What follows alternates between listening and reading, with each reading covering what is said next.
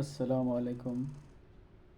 নমস্কাৰ প্ৰিয় শিক্ষাৰ্থীসকল, আজি মই তোমালোকৰ বাবে লৈ আহিছোঁ SSC কনষ্টেবল GD 2021 চনত হৈ যোৱা কুৱেশ্যন পেপাৰৰ যিকেইখিনি মই আলোচনা কৰিবলৈ লৈছোঁ। প্ৰথম কুৱেশ্যনটো হ'ল, ভাৰতৰ সংবিধানৰ তলতীয়া কোনটো অনুচ্ছেদত সমবায় সমাজৰ প্ৰচাৰৰ সৈতে জড়িত? ইয়াত চাৰিটা অপশ্যন দিয়া আছে। অনুচ্ছেদ নম্বৰ 43A, অপশ্যন বি অনুচ্ছেদ নম্বৰ 43B, অপশ্যন চি অনুচ্ছেদ নং 31A আৰু অপশ্যন ডি অনুচ্ছেদ নং 31B। এই চাৰিটা অপশ্যনৰ ভিতৰত কোনটো শুদ্ধ হ'ব? কোনটো অনুচ্ছেদ সমবায় প্ৰচাৰৰ সৈতে জড়িত?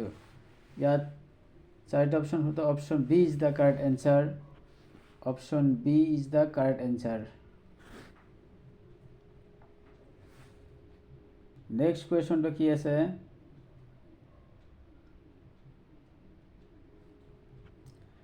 তলতীয়া কোনখন দেশে 2019-20 বিত্তীয় বৰ্ষৰ ভাৰতৰ শীৰ্ষ বাণিজ্যিক অংশীদাৰ আছিল? ভাৰতৰ কোনখন দেশে 2019-20 বৰ্ষত ভাৰতৰ সৈতে বাণিজ্যিক সম্পৰ্ক ভাল আছিল সেইটোৰ কথা কৈছে। ইয়াত চাৰিটা অপশ্যন আছে: চীন, আমেৰিকা, মৰিচাছ, জাপান। এই চাৰিটা দেশৰ ভিতৰত কোনখন দেশে ভাৰতৰ লগত 2019 আৰু 20 চনত ভাৰতৰ সৈতে শীৰ্ষ বাণিজ্যিক সম্পৰ্ক স্থাপন কৰিছিল? ইয়াত চাৰিটা অপশ্যনৰ ভিতৰত শুদ্ধ এনচাৰটো কোনটো হ'ব? Option B is the correct answer, America যুক্তৰাষ্ট্ৰ। কুৱেশ্যনটো হ'ল, তলতীয়াসকলৰ ভিতৰত কোনে সংবাদ কৌমুদী নামৰ বাতৰি কাকতখন প্ৰতিষ্ঠা কৰিছিল?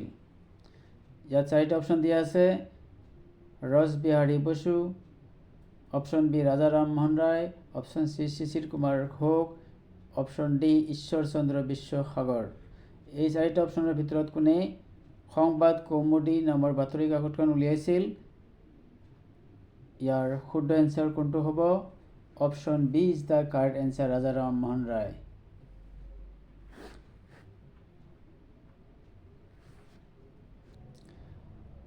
নেক্সট কুৱেশ্যনটো হ'ল, তলৰ কোনটো দেশৰ গোটেই 2020 চনত মালাবাৰৰ নবেল ব্যায়ামত অংশগ্ৰহণ কৰিছিল? ইয়াত চাৰিটা অপশ্যন দিয়া আছে: ভাৰত, জাপান আৰু America. Option B Bharat, Israel আৰু America. Option C Bharat, Australia, Israel আৰু America. Option D Bharat, Australia, Japan আৰু America.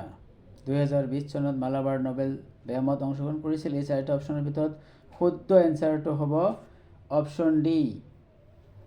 D is the correct answer, Bharat, Australia, Japan আৰু আমেৰিকা।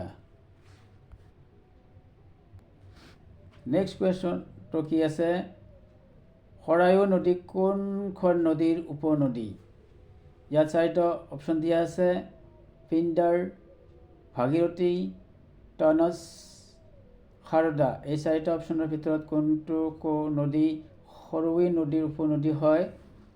ইয়াত শুদ্ধ এনচাৰটো হ'ব Sarada. D is the correct answer, Saradha.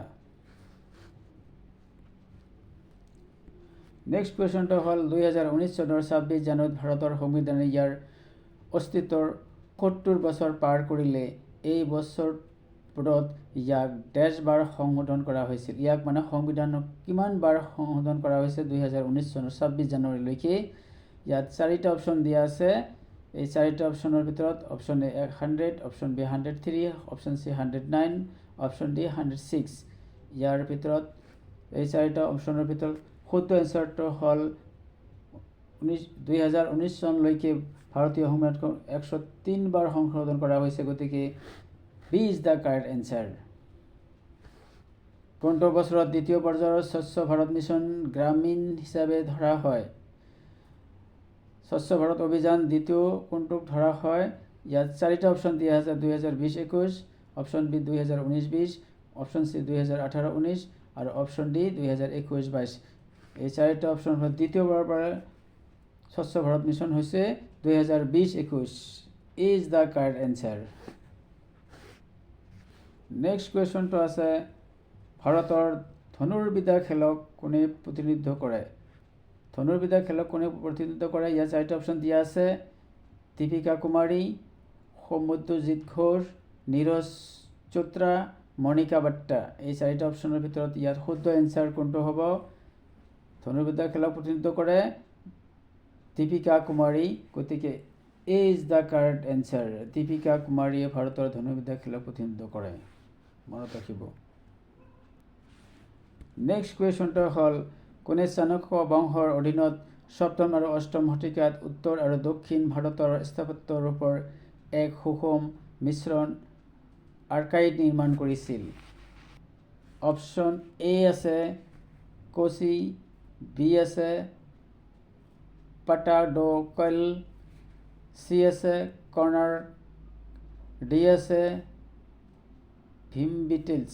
এই চাৰিটা অপশ্যনৰ ভিতৰত ইয়াত শুদ্ধ এনচাৰটো হ'ব পাটাডোকল।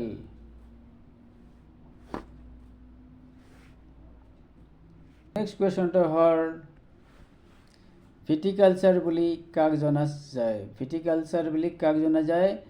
অপশ্যন এ শাক পাচলি, ফুল আৰু ফলমূলক খেতি কৰা, অপশ্যন বি আঙুৰৰ খেতি, অপশ্যন চি মাছ পোহা, অপশ্যন ডি পলু পালন কৰা।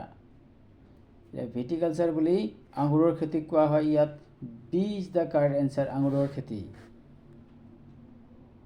নেক্সট কুৱেশ্যন, তলত দিয়া নামকেইটাৰ ভিতৰত য়াত্ৰী আৰু তুগলক নামৰ নাটকখনৰ বাবে বেছি জনাজাত কোন?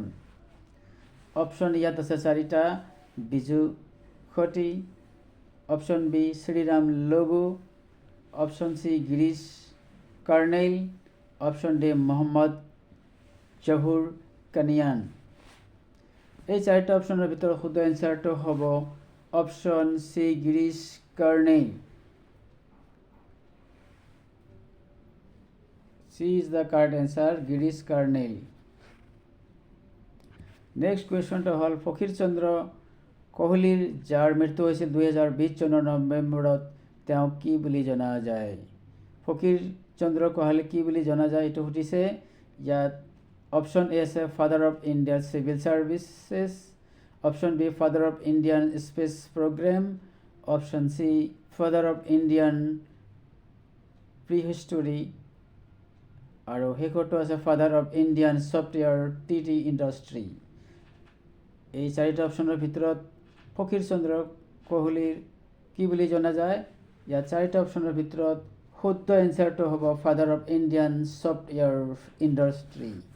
D is the correct answer. প্ৰিয় শিক্ষাৰ্থীসকল, আজিলৈ ইমানেই। ভিডিঅ'টোৰ দ্বাৰা যদি উপকৃত হয় তেনেহ'লে মোৰ এই চেনেলটো ছাবস্ক্ৰাইব কৰি ৰাখিব। ধন্যবাদ।